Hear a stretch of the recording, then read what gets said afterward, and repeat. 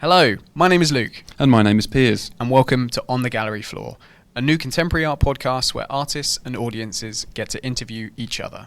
Yes, artists answer your questions while getting to ask some of their own too.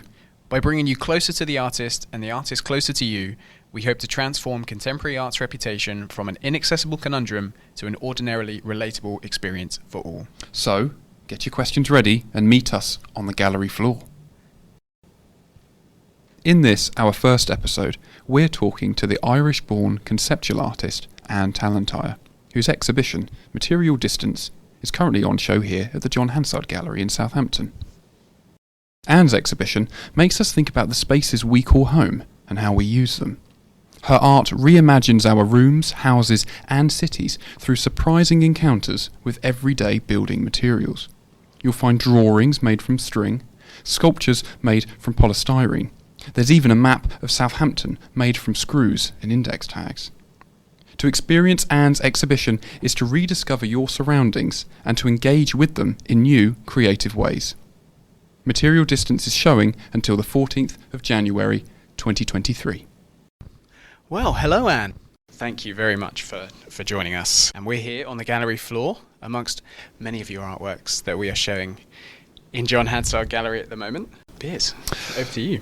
Well, Anne, Luke and I would love to know more about you and the work that you make. So we've got some questions for you, and we hope you've got some questions for us too.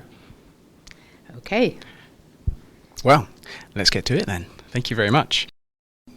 So, we've had your exhibition here for a little while now, and we've engaged with the public, and we've experienced how they experience the work. Okay. So I guess we'll start broad. But what do you want people to think about when viewing your work? It's very difficult to give a simple answer to that question. I imagine it is. Because every single person who comes to see the work will have a very specific and individual response, and will think about something that probably relates to them. So in a broad way, I would hope that people would think about their lives in this world in a very broad way. Yeah. And perhaps to be more specific, they might think about the kind of spaces they live in, would like to live in, conditions of living, and things like that. Just to add to that, do you prefer working around the lived-in rather than the not lived-in places? Yeah.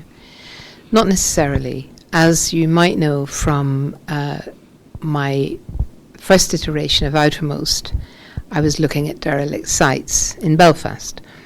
And I am interested in overlooked spaces, in empty spaces, in forgotten spaces, in liminal spaces, if you like. So not necessarily lived spaces. Spaces that maybe people have lived in or potentially could live in. I'm really interested in those kind of spaces. I'm interested in why there are spaces that could be for habitation when they're not for habitation, and the reasons why that might be. I'm also interested in architecture, architecture in relation to living spaces, but also functional spaces for other types of activities other than daily living. So yeah, both, I would say. That's wonderful, thank you. And so the next question that we have, so Luke and I think your work is very playful and a little bit cheeky too. Now looking around your exhibition, we can see that objects have been turned from one thing into another. So we want to know how and why do you take recognisable objects like a prison bed, a chair or any space for that matter and transform them into an almost unrecognisable new thing made entirely from construction materials? Well, I think that when you take an object or a material out of its context, its familiar context, and place it in another context, and the gallery, let's face it, is a context for contemplation. And so when you take, or when you put two objects or two materials, two things together, they produce, if you like, a meaning that may not have existed before, or a potential meaning, or a way of thinking about something. So, for example, if you take a piece of tarpaulin and you wrap it around a piece of wood, it might make you think about weather, or it might make you think about the color of the tarpaulin. It might make you think about camping. You know, I mean, who knows what it'll make you think about? Yeah. But if you take that tarpaulin, and as I've done, I've placed it in two different places in two different works in this exhibition. So it's in a work called Slide, which is a playful work, assemblage work, and it's also in Material Condition, which is a more serious work, which looks at emergency architecture and precarious living. Well, thank you very much. Well, on to our final question for you, Anne. You've you've already just mentioned there architects and architecture, and we see that certainly influences your space and your work, and your and social spaces also come into that. And it's clear that you have an interest in those things. So I guess we were just wondering, what made you choose becoming an artist over a profession like an architect?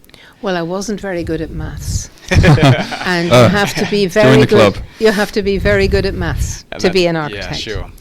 I did like geometry, but I wasn't too good at algebra. So, you know, that kind of leaves you a little bit challenged in relation to that profession. But to be quite honest, I wasn't really interested in the way I am now in architecture back when I was making the decision to be an artist. However, I do recognize that the subjects of my work were around lived spaces or unlived spaces, and demarcation, either inside or outside, being inside something or outside something. I suppose that's a common thread through a lot of the work. Yeah, definitely. So I just don't think I would have cut it as an architect. I wouldn't have. Yeah, I also feel that the discipline of architecture, the discourse of architecture, is very, very specific and very challenging. I do very much like the way that certain architects think around how buildings could be made more, I don't know, more user-friendly, if you like. Or you know, I mean, I'm very interested in 60s architecture in London. Would they be more user-friendly than 60s? Well, or there made was, in that way? There was. I'm thinking specifically of a particular moment when a borough in London, which was Camden, had a very forward-thinking, policy in relation to building social housing, and what they wanted was for everybody to have a space with some outdoor space, a living space with some outdoor space. So they built a lot of low-rise, high-density estates. But they also employed very innovative architects to do that. So light floods these spaces. Right. They have common areas for communal living and so on. So there were a lot of aspirational ideas within that particular moment in architecture, of which where I live is one. Do you find that that's something that you don't see more so now, or is that lacking? Well, I'm not by any means an expert in this field. My observation is that there is much greater awareness of the need for ecologically sustainable living, which I think comes together with an idea of a more beautiful place to live. I don't think those things are separated. So I think that energy saving can be actually employed in a way that makes a space not only functional in a good way, but also very, very beautiful to live in. Let's push for that then. That would be lovely to have. Anne, thank you very much for answering our questions. Now it's time for the other part, which is where we answer some of yours. And what questions do you have for me and Luke today? I would be very interested to know what work drew your attention when you first encountered this exhibition. Was there a work or a couple of works that you found yourself looking at? I would love to know. Well, for me, so my role at the gallery is duty manager, so I oversee front of house. I don't necessarily live with the work in the way that I used to as a gallery assistant. Yes. So my approach to work has changed, but I do get to see the work, and there's definitely a specific part of setting out which draws my eye, and that's the gold screws. I'm a bit of a magpie. I see gold. I'm a fan. I don't know what it is. There's just and this comes into another thing that I wanted to talk about at some point potentially. But I used to work in a DIY store. So I'm an ex-colleague of Wick's. Okay. So I lived in the screw section, sorting all the screws based on diameter, length. Oh, wow. So there was quite a rigorous process of restocking the shelves. So I see your screws that are there, and they're beautiful. Oh. I've never seen them. Do you want me to tell you a little bit about those screws? If you can, please. Okay, those screws were bought in the most amazing shop in London in Clerkenwell called Clerkenwell Screws. Oh, really? Wow. And it's a very old-fashioned shop. Only takes cash, so it's really, you have to remember that when you arrive. The owner, I think it's the owner, the person who seems to always be there, is the most knowledgeable person about screws you could find. And when I bought these screws a few years back, and they're actually brass, and he went into great detail about the thread of the screw. And I really wanted a flat head screw, yes, with a line across it, not the, what do you call it when it's Phillips. I didn't want it. I wanted the line, and it had to be a certain length and had to be a certain or gauge and so on. Yeah.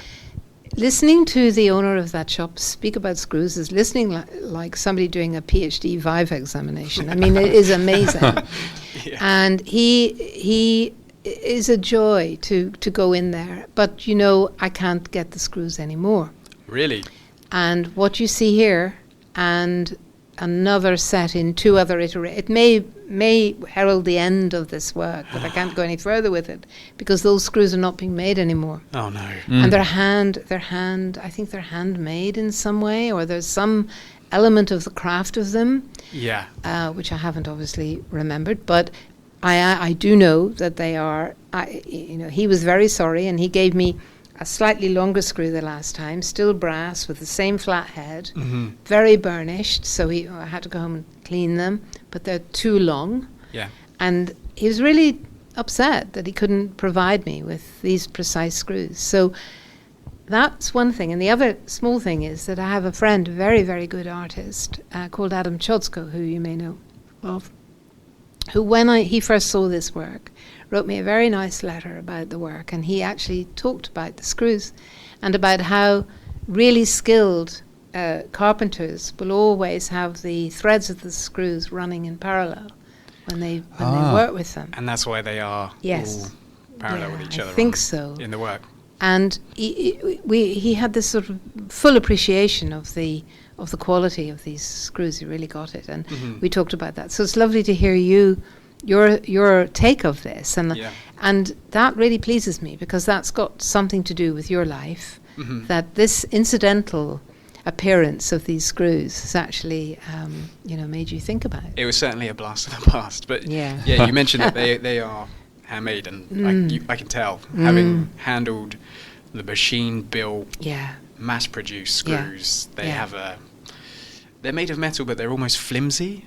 It's hard to describe, but these ones, they almost look like a bullet casing because of how the finish on them. Okay. Not to say that I have touched the work, because I would never do that in an art gallery. No, well, you can. But I can see that quality is there to them. There is. Well, also, it's really important for me that the screws are actually inserted into the wall absolutely parallel. Yes. that they are aligned in both ends. And it's a very hard thing to do. And the last time I made a piece, another setting out iteration, was in London with a young curator called Lawrence Lehman, and he built a wall specially for the work. It's the most beautifully built wall I've ever seen in my life. But it was it was made of what do you call it? That board with plaster in the middle, plasterboard. Oh yeah. So every time you put these screws into a different type of material, they have their own life, and where you're putting them into whatever you're putting them also has its own resistance, if you like. Yeah. So I'm very interested in that, and I think there's something about the lack of craft in assemblage work. The work is not about the craft of making clay, three-dimensional works or painting, whatever. It is about the craft is in the way in which the materials are brought together to produce meaning. But also within that is a recognition of the labour that goes into the manufacturing of a lot of these materials. And hidden labour is something very interesting to me. And so therefore, for those screws to be something that are lovingly made for a purpose, for a function, that are now machine-made they say for price, but they're not cheaper. They mass-produced are not cheaper.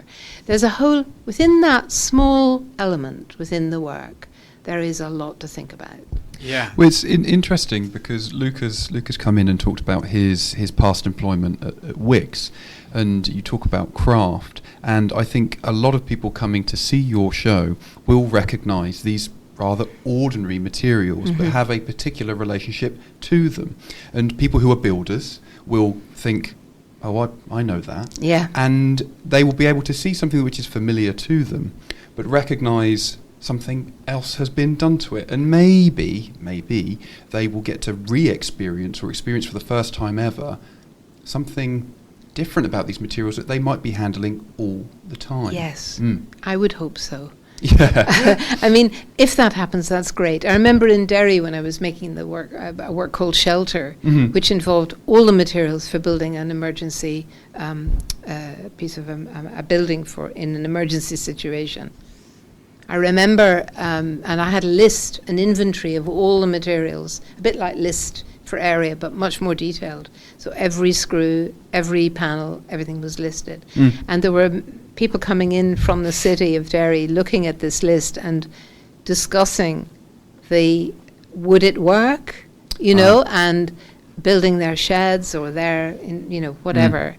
But coming with an experience, a skill, a knowledge, a life knowledge to the work.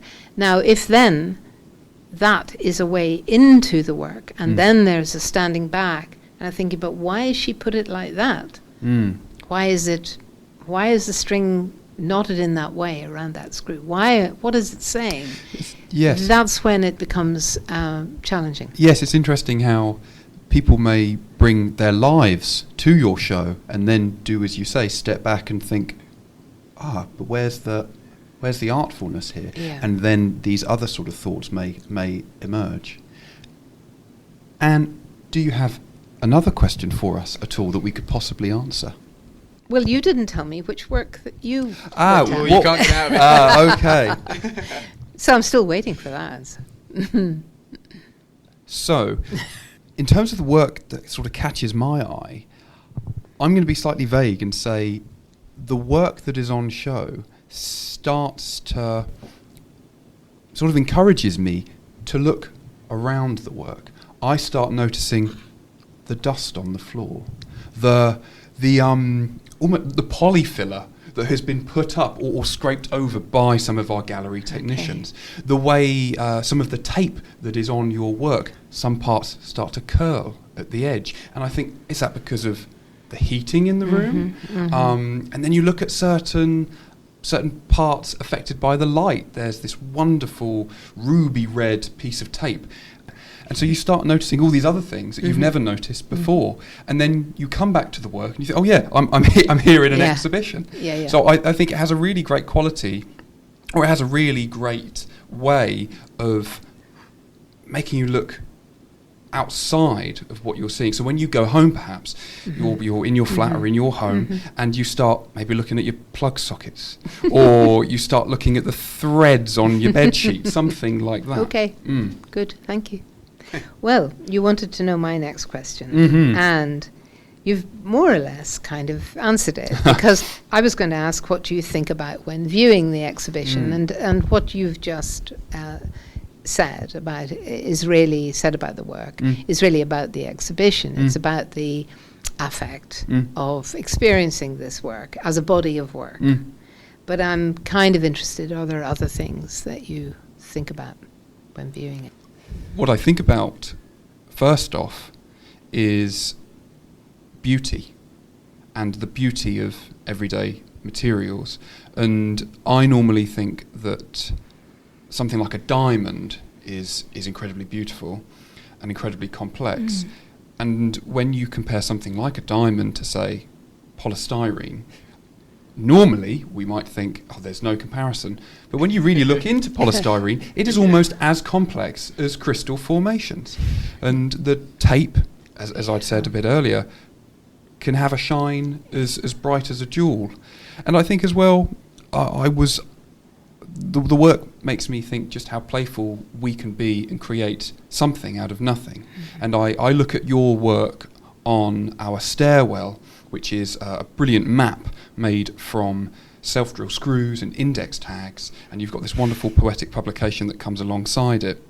And I think, wow, this person has created completely from their own imagination this system that cannot be found out there in the world, but you've created it. It doesn't come from, at least in my view, doesn't come from mathematics or geometry, but it's something you've played with and you've made, and we can all be inspired by that and maybe come up with our own systems.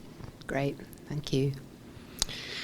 Well, as I've mentioned, it's hard for me to break away from my history at Wix, only because I spent 2 years working in that store, unloading the deliveries, putting out the installation board. It's definitely had effect on you, Luke. It really has. It's like a trauma. Okay. So I guess, I think of, for me, I see first the material, not the art. Yeah. So I guess in a way, the materials themselves, they are constructed in layers in some of the works, but for me, I start at layer one, which is my own lived experience, which I'm sure we all do to some degree without necessarily realizing. So I guess I'm just reminded of all the times where someone would come to the till and it was like the first time they've ever dealt with a large sheet of insulation board. Yes. And they'd pay for it. They're really excited. They're going home to do whatever it is that they're going to do.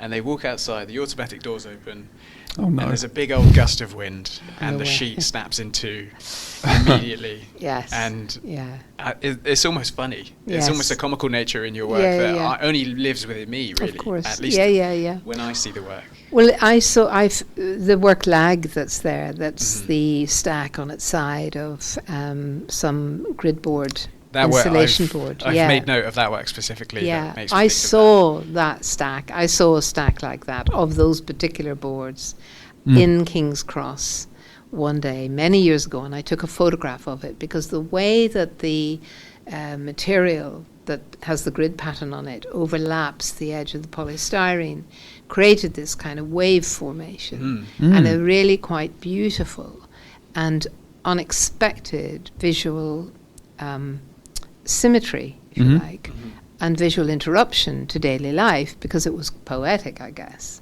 Yeah. And it just intrigued me, and so I took the photograph, and then I decided I would make a piece of work to, in a way, honor this, the aesthetic value of this very ordinary, everyday building material. Could I find that building material? I couldn't find it anywhere. I eventually tracked it down to Jersey, where it was manufactured, and it actually was it was sent to me from Southampton in the end. It came to a depot in Southampton, so there's a little link there. It's not made anymore, you can't get it. And I very stupidly thought it would be there forever, and so my first iteration of it, you'll see, is much wider than what we have here, because I use some of the boards to make some of the other work that you'll see on the floor, I see. not thinking that I would never be able to get it back. Oh, no. So there's something about seeing something in the everyday, in the just ordinary, that then just has within it something that is disrupting, if you like, a knowledge like you have about the material, or an aesthetic appreciation that you have about it, that does something. And so I don't go around hunting for things like that particularly, but when they come across my vision, then I'll certainly try and work with them. And So Anne, to finish this episode, we've got for you some questions sent in from the general public. Okay. And of course, just to make things interesting, we've got them in a bowl, and you will be able to pick from random. So let's see how many you get through. Here we go. Okay. I'm going to jostle them for you. All right. Okay. Go. Lots of jostling going on. Lucky dip for Yes. you. Thank you very much. Here we go.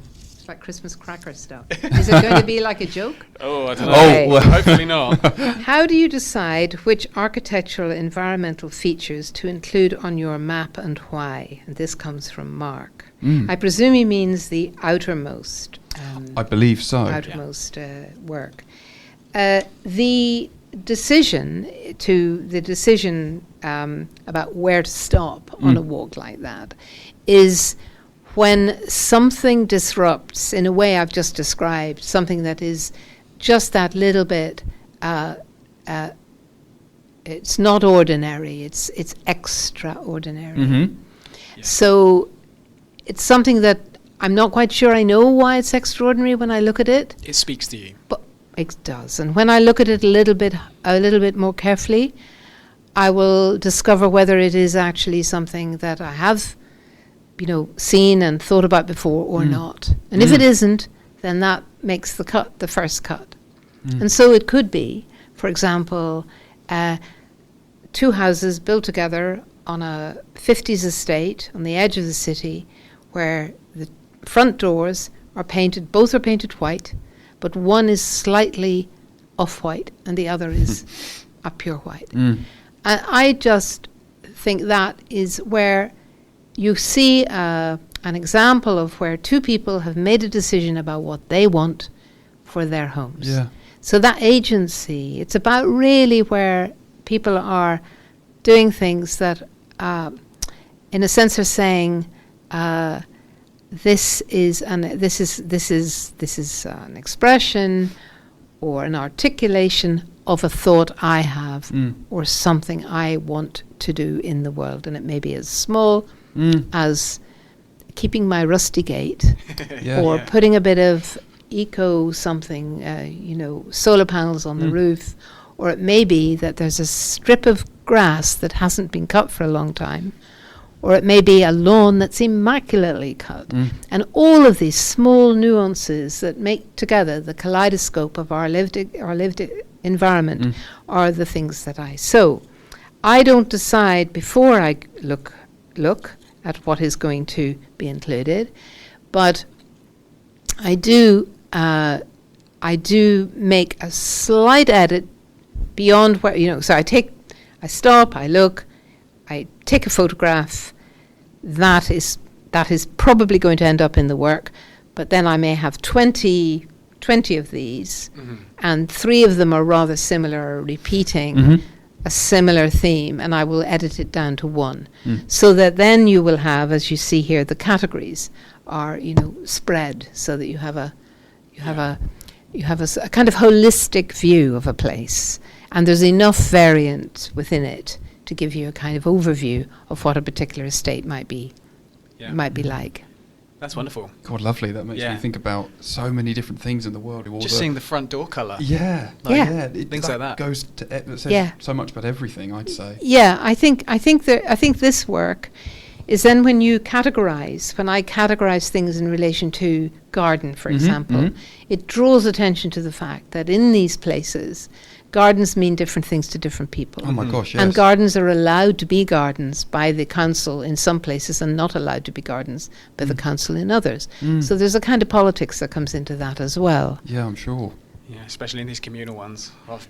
I've lived in a place with a communal garden in the past, but I see no one in them ever. Well, I live on an estate that has a communal garden, and just 2 weekends ago, myself and 2 other people who live in the block went to clear away the drug paraphernalia from from the ground of the garden, little garden, and we cut down the old dead wood of things and spruced it up. It's remained pretty good, but it really, at the end of the day, it's this sort of strange balance between what you think you can do if you live on a social housing estate and what you can do, and how do you navigate the council, for example, or the expectations. It's very problematic. Yeah, I can imagine. Very interesting. And that navigation is rife in your work. How do you navigate through the work, and then how that makes you think when you leave the exhibition, how am I going to navigate all these spaces that have been, well, perhaps not freely given, but given to us. Yeah. Yeah. Okay, Anne. Here we Another go. one? Okay, let's go. Let me jostle. Okay, let's see what this one is. Which 3 words would best describe what you want to express in this exhibition? Ooh. And that's from Layla.